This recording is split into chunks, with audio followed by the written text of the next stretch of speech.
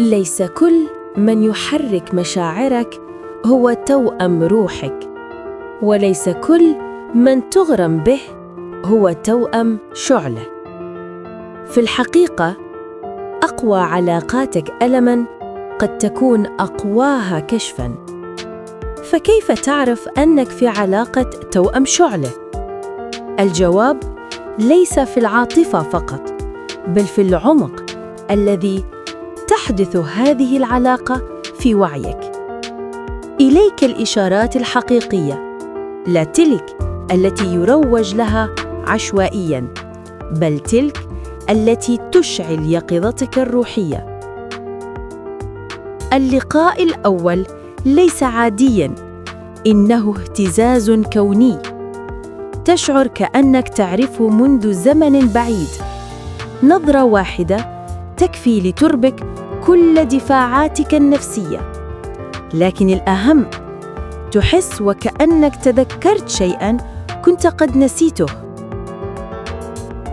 المشاعر تتصاعد بسرعة خارقة، ثم تنهار فجأة.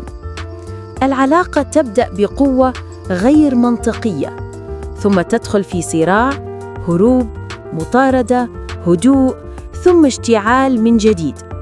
السبب أن توأم الشعلة لا يحرك القلب فقط، بل يزلزل الجرح الدفين بداخلك. تشعر كأنك في مرآة تريك أجمل وأسوأ ما فيك. ترى في الآخر انعكاساً لظلالك ونورك في آن واحد. تكتشف طباعاً لم تكن تعرف أنها فيك.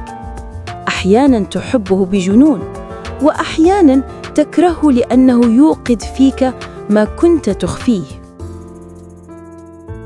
الألم في هذه العلاقة ليس عادياً، لكنه ليس عبثياً.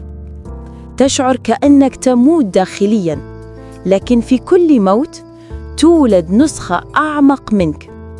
هو لا يؤذيك ليكسر قلبك، بل ليكسر الحواجز بينك وبين نفسك. تشعر أن العلاقة مقدسة حتى حين لا تستمر. حتى في غيابه تستمر الرسائل، الأحلام، الأرقام المتكررة. تشعر أن هناك شيء أكبر من الحب، رسالة، تطور، صعود وشفاء كوني.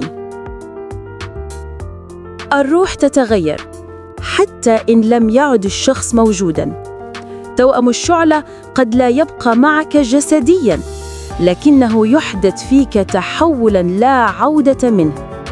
تصبح أكثر وعياً، أكثر اتصالاً بذاتك، أكثر صدقاً في اختيار من يدخل قلبك لاحقاً. لكن تذكري دائماً، الهدف من علاقة توأم الشعلة ليس البقاء مع الآخر، بل العودة إلى ذاتك.